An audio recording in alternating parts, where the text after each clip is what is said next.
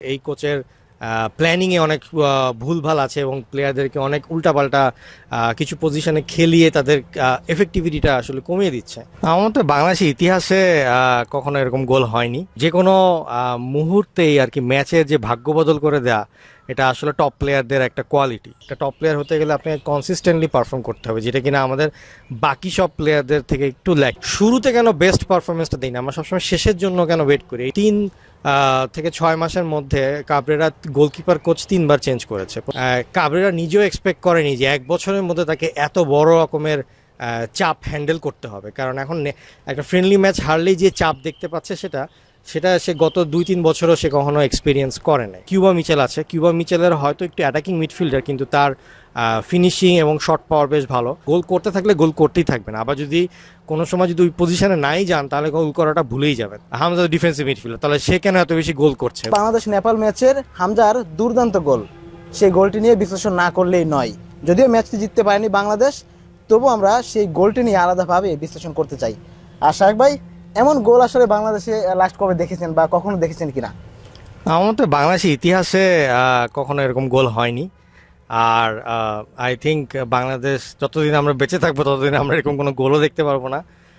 মোমেন্টটাই এরকম ছিল, প্লাস যেভাবে করে ক্যালকুলেট করে হামজা একটা ওভারহেড কিক বলে, তো ওভারহেড কিকটা যে মারলো, মানে দেখার মতন। সবচেয়ে বড় এখানে ইম্পর্টেন্ট পার্ট ছিল টাইমিংটা।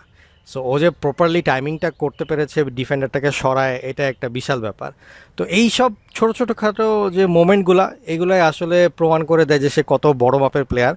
এবং যে কোনো মুহূর্তেই আর কি ম্যাচের যে ভাগ্য বদল করে দেয়া, এটা আসলে টপ প্লেয়ারদের একটা কোয়ালিটি। তো এই যে টিমের মধ্যে যে সে যে একটা টপ প্লেয়ার, এরকম ছোটোখাটো মোমেন্টই আসলে বোঝা যায়। হামজা রেগুলার পারফর্ম করছেন। বাংলাদেশে এমন আর কয়জন ফুটবলার আছে যারা আসলে শুরুর দিক দিয়েই এমন পারফর্ম করছেন? গোলও কিন্তু অলরেডি 4টা পেয়ে গেছে। যদি বলতে চাই তাহলে সেক্ষেত্রে বলবো যে যারা কিনা এখন নতুন নতুন যুক্ত হচ্ছে তারা বেশ সবাই ভালো পারফর্ম করছে। এবং আগের কিছু যারা কিনা আগে থেকেই টিমে আছে, যেরকম তপু বর্মন বা অন্যান্য যেসব প্লেয়াররা আছে, তো তারাও পারফর্ম করছে। কিন্তু যে জিনিসটা প্রবলেমটা যে তারা সবাই কনসিস্টেন্টলি পারফর্ম করছে না। আপনি যদি হামজা দেখেন, সে এতদিনে অ্যারাউন্ড 4টা থেকে 5টা মতন ম্যাচ খেলে ফেলেছে, যেখানে কিনা তার গোলই হয়ে গেছে প্রায় 3টা, অ্যাসিস্টও 1টা। আমি ঠিক পরিসংখ্যানটা এক্স্যাক্টলি জানি না, বাট এইটা হচ্ছে একটা কনসিস্টেন্ট পারফরমেন্স। একটা টপ প্লেয়ার হতে গেলে আপনাকে কনসিস্টেন্টলি পারফর্ম করতে হবে, যেটা কিনা আমাদের বাকি সব প্লেয়ারদের থেকে একটু ল্যাকিং। তো ওইটার কারণেই যেটা হচ্ছে যে আমরা অ্যাজ এ দল আমরা খুব একটা বেশি জিততে পারছি না, কিন্তু ইন্ডিভিজুয়াল কিছু প্লেয়ারের ভালো ভালো খেলা দেখা যাচ্ছে। সো আশা করি সামনের দিনগুলোতে প্লেয়াররা আরও একসাথে দল হিসেবে খেলবে এবং এতে আমাদের জয়টা আর কি চলে আসবে। হামজা তো রেগুলার পারফর্ম করছেন, বাকিরা কি সেই অনুযায়ী এক্সিকিউট করতে পারছে তাকে? হামজা নিচে খেলছে, মাঝ মাঠে খেলছে, আবার উপরে গিয়ে গোল দিচ্ছে, পারছে না শুধু গোলকিপার হিসেবে দাঁড়িয়ে যেতে। এই ব্যাপারটাকে কীভাবে দেখতেন আসলে? এটা কি হামজার জন্য একটু হতাশার কিনা?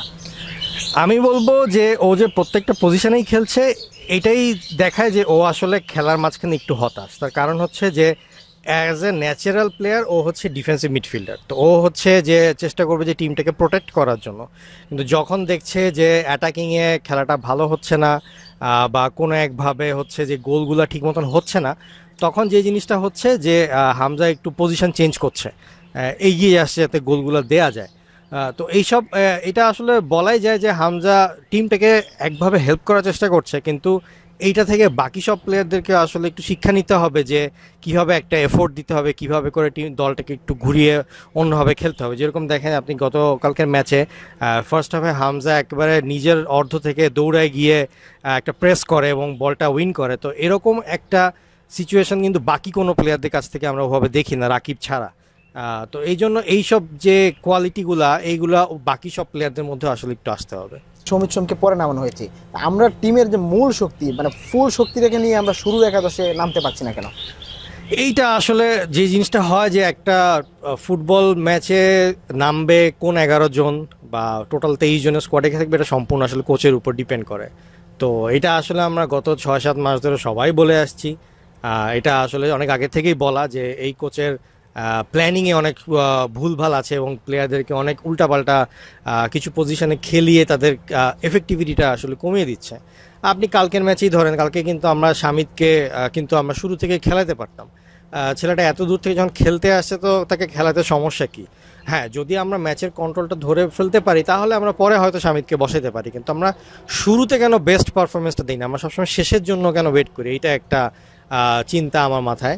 আর একটা হচ্ছে যে কালকে দেখেন আপনি, আমি ফয়সাল আহমেদ ফাহিমকে জীবনে কখনো রাইট উইংয়ে খেলতে দেখিনি। হয়তো কোনো এক দুইটা ম্যাচে হয়তো অল্প সময়ের জন্য খেলেছে, কিন্তু কালকে ফার্স্ট হাফেই ওকে রাইট উইংয়ে খেলানো হলো। ওইটা কিন্তু ওর ন্যাচারাল পজিশন না, যার কারণে ফার্স্ট হাফে আমরা কোনো খেলা কিন্তু ওভাবে খেলতে পারিনি। সেকেন্ড হাফে ওকে যখন লেফট উইংয়ে খেলানো হলো, যেই দুইটা গোল এসছে সেই দুইটা কিন্তু শুরুর যে অ্যাটাকটা যে ইনিশিয়েট, ওটা কিন্তু ফয়সাল আহমেদ ফাহিমের রানের কারণেই হয়েছে। তো এইটাই যে একটা প্লেয়ারকে যদি ন্যাচারাল পজিশনে খেলান তাহলে দেখবেন যে অটোমেটিক্যালি প্লেয়ারগুলা তাদের বেস্ট ক্যাপাবিলিটিতে খেলবে। তবে আরেক দিকে যেটা বলতে হয় যে জায়ান আহমেদের কথা বলতেই হয়, কারণ আমাদের বাংলাদেশে আমি বলবো যে জায়ান কালকের ম্যাচের আমাদের সবচেয়ে বড় পাওয়া, কারণ ইন্টারন্যাশনাল ফুটবলে লেফট ফুটের লেফট ব্যাক পাওয়াটা অনেক বড় একটা কষ্টের বিষয়। তো সেই হিসাবে জায়ান কালকের ম্যাচে হয়তো আমাদের কোনো প্রাপ্তি ছিল না হামজার গোল বাদে, কিন্তু ইন দ্য লং রান আমি বলবো যে জায়ানের যে লেফট ব্যাকে খেলার যে প্র্যাকটিসটা হচ্ছে প্রত্যেক ম্যাচে, এইটা আমাদের বাংলাদেশকে নেক্সট 10 থেকে 12 বছর অনেক অনেক ভালো একটা সার্ভিস দিবে। আপনি যদি দেখেন গত 3 থেকে 6 মাসের মধ্যে কাবরেরা গোলকিপার কোচ 3বার চেঞ্জ করেছে। প্রথমে নুরুজ্জামান নয়ন ছিল, পরে মিগুয়েল নামে একজন স্প্যানিশ এসেছিল, এখন হচ্ছে জাভি ফেরেনা নামে একজন আছে। তো একটা প্লেয়ারকে 1 বছরের মধ্যে আপনি যদি 3টা কোচের আন্ডারে খেলান, তখন তার ওই কোচিংয়ের দর্শনগুলো ধরে নিয়ে পারফর্ম করাটা অনেক কঠিন হয়ে যায়। তো যার কারণে আগে কিন্তু আপনি দেখেন গত বছর কিন্তু এই মিতুল মার্মাই কিন্তু অস্ট্রেলিয়ার এগেনস্টে পেনাল্টি সেভ করেছিল এবং বেশ কিছু ম্যাচে দুর্দান্ত খেলেছিল, কিন্তু এখন তার আস্তে আস্তে পারফরমেন্স ডাউনে যাচ্ছে। তো কিছু প্লেয়ারদের পারফরমেন্স একটা ধারাবাহিকতার মধ্যে দিয়ে আসে, আপনি সেটা প্লেয়ারদেরকে সেই পজিশনে খেলানোর মাধ্যমেই হতে পারে, অথবা কোচিং প্যানেলের সবসময় একটা নির্দিষ্ট পরিকল্পনার মাধ্যমে হতে পারে। তো এখানে প্লেয়ারদেরকে বারবার চেঞ্জ করা হচ্ছে, সাদউদ্দিন কখনো রাইট ব্যাক, কখনো লেফট ব্যাক, কখনো রহমতকে লেফট ব্যাক, কখনো রহমতকে রাইট ব্যাক, রাকিবকে তো একই ম্যাচে স্ট্রাইকার রাইট ব্যাক দুটাই খেলানো হলো। তো এরকমভাবে উল্টাপাল্টা পজিশনে খেলালে হয় যেটা যে প্লেয়াররা নিজেরাই কনফিউজ থাকে এবং শেষ পর্যন্ত ওইখানে দাঁড়িয়ে কি করতে হবে সেটাতেই তারা পারফর্মটা করতে পারে না। হামজা সমিতদের পরিচালনা করার মতো কোচ তিনি কিনা? না, আমি বলবো যে এটা আমি আসলে সবসময় বিভিন্ন প্ল্যাটফর্মে বলে এসেছি এবং এই প্ল্যাটফর্মে বলতে চাই যে কাবরেরা 2024 সালে শেষ পর্যন্ত বাংলাদেশের জন্য একজন পারফেক্ট কোচ ছিল, কারণ তখন আমাদের এত হাই প্রোফাইল প্লেয়ার ছিল না, আমাদের ফুটবল দলের উপরেও এত বেশি চাপ ছিল না। আমার যেটা মনে হচ্ছে যে কাবরেরা নিজেও এক্সপেক্ট করেনি যে 1 বছরের মধ্যে তাকে এত বড় রকমের চাপ হ্যান্ডেল করতে হবে, কারণ এখন একটা ফ্রেন্ডলি ম্যাচ হারলেই যে চাপ দেখতে পাচ্ছে সেটা সে গত 2-3 বছরও সে কখনো এক্সপিরিয়েন্স করে নাই। তো এখানে আসলে প্রবলেমটা হয়ে গেছে যে এখন আসলে আমাদের দল বা এবং আমাদের প্রত্যাশাটা আসলে যেই লেভেলে চলে গেছে সেই লেভেলে প্রত্যাশা হ্যান্ডেল বা চাপ হ্যান্ডেল করার মতন একটা কোচ দরকার। এবং হাভিয়ার কাবরেরা আপনি জানেন যে এর আগে কখনো কোনো জাতীয় দল হ্যান্ডেল করেনি, ইভেন কোনো প্রফেশনাল ক্লাবও হ্যান্ডেল করেনি। তো এইরকম মোমেন্টে প্রেশারটাকে হ্যান্ডেল করে কীভাবে পারফরমেন্সটা এক্সিকিউট করতে হয় এইটা আসলে কাবরেরার এক্সপিরিয়েন্সেই নাই। সো সেই ক্ষেত্রে আমার মতে যে এখন যেহেতু আমাদের একটা এক্সপেকটেশন এবং প্রেশার সবই আসা শুরু করেছে, এখন আমাদের ওই রকম একটা টপ লেভেলের কোচের কাছে যাওয়া উচিত যে কিনা এইরকম লেভেলের প্রেশার এবং যে আপনার পারফরমেন্সগুলো হ্যান্ডেল করে টিমটাকে একটা টিম হিসেবে খেলাতে পারবে। বাংলাদেশ এশিয়ান কাপ বাছাই থেকে তো ছিটকে গেছে, তারপর ইন্ডিয়ার সাথে ম্যাচ, লাস্ট ম্যাচ, এই ম্যাচে কিন্তু 4 মিনিটেই টিকিট শেষ, তারপরও মানুষের কেন এত আগ্রহ? আসলে সত্যি কথা বলতে যে বলা হচ্ছে যে 4 মিনিটের টিকিট শেষ, কিন্তু আমি ঠিক জানি না এটা কতটুকু বাস্তবসম্মত যে 4 মিনিটেই টিকিট সোল্ড আউট হওয়া সম্ভব না, কারণ আপনার টিকিট কাটতে গেলে মিনিমাম 10 থেকে 15 মিনিট লাগে পোর্টাল ওপেন হওয়ার পরে। বাট তারপরও এটা সত্যি যে হ্যাঁ, এখন প্রত্যাশার আকাশটা অনেক বেড়ে গেছে এবং সেখানে মানুষজন অনেক ফুটবল নিয়ে আগ্রহী হচ্ছে। তার কারণ হচ্ছে যে এখন আপনার আগে বাংলাদেশের ফুটবলের রেজাল্ট নিয়ে মানুষের খুব একটা বেশি এত বেশি মাথা ব্যথা ছিল না এবং অত বেশি এক্সপেকটেশনও ছিল না, কিন্তু গত 3-4 বছর ধরে যেটা হয়েছে যে ধারাবাহিকভাবে কিছু ভালো পারফরমেন্স বাংলাদেশে আসলে নিয়ে এসেছিল। হামজারা আসার আগেও বেশ কিছু ম্যাচ জিতেছিল, হেরেছিল, একটা ভালো একটা ধরনের ফুটবল খেলছিল।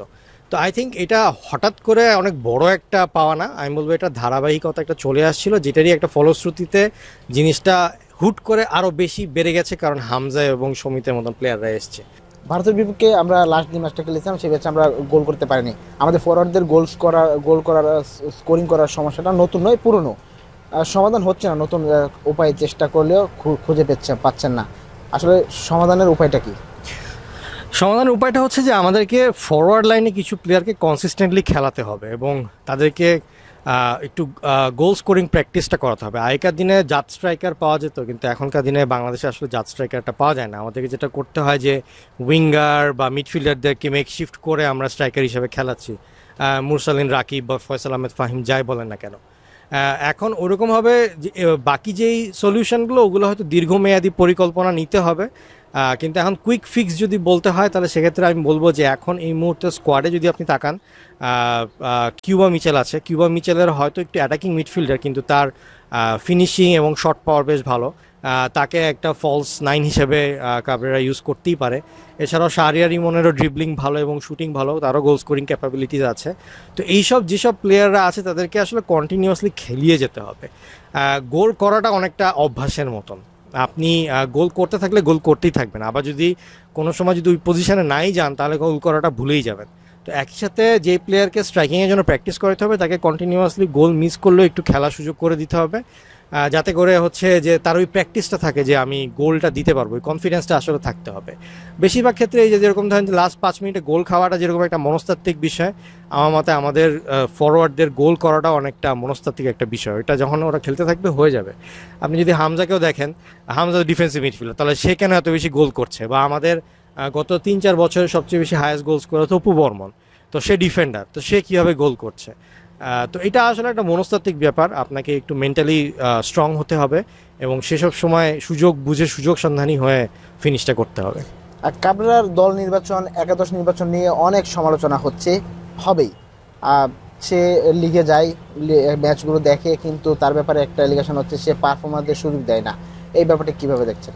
জি, এটা আসলে শুরু থেকেই কাবরেরা দল নির্বাচন নিয়ে সবারই একটা মন্তব্য আছে এবং আই থিঙ্ক এখানে আসলে যে জিনিসটা বলছিলাম যে এগুলোই আসলে প্রমাণ করে যে তার আসলে ন্যাশনাল টিমের এক্সপিরিয়েন্সটা একটু কম, যার কারণে অনেক সময় আছে যে অনেক প্লেয়ার লিগে হয়তো ওভাবে সেভাবে পারফর্ম করতে পারছে না, কিন্তু জাতীয় দলে এসে খুব ভালো পারফর্ম করে। আবার অনেক ক্ষেত্রে দেখা যায় যারা লিগে পারফর্ম করছে তাদেরকেও বাদ দিয়ে রাখছে। তো সেই ক্ষেত্রে আমার মতে অ্যাটলিস্ট বেস্ট 11-এর প্লেয়ারগুলো না আসলেও 23-তে নিয়ে তাদেরকে ঝালিয়ে দেখাটা এবং তাদের যে কারেন্ট পারফরমেন্সটা কত ভালো হচ্ছে সেইটাকে একটু বাজিয়ে দেখাটা দরকার। অনেক ক্ষেত্রে দেখা গেছে যে অনেক প্লেয়ারকে কন্টিনিউয়াসলি অনেক রেখে দিচ্ছে যদিও তারা অফ ফর্মে আছে, তো সেগুলো আসলে অনেক সময় প্রশ্ন তুলে। তো এই প্রশ্নগুলো আসলে অযথা তুলে প্রেশারটা বাড়ানোর কোনো কারণ দেখি না। আই থিঙ্ক এখন ধরেন যেরকম মিতুলকে নিয়ে প্রশ্ন আসছে এবং গোলকিপিং সিচুয়েশনে একটা তৈরি হচ্ছে একটা চাপ, তো আমার মতে সেই ক্ষেত্রে আবার জিকোকে একটু চিন্তা করা উচিত। জিকো তার ফুল ফিটনেসে ফিরে এসছে এবং সমর্থকরাও বলছে, প্লাস জিকো এরকম না যে খারাপ প্লেয়ার, জিকো যথেষ্ট ভালো প্লেয়ার। তো জিকোর এখন কি অবস্থা সেটা দেখার জন্য হলেও তাকে একবার ক্যাম্পে ডেকে তাকে আসলে ট্রাই করা উচিত।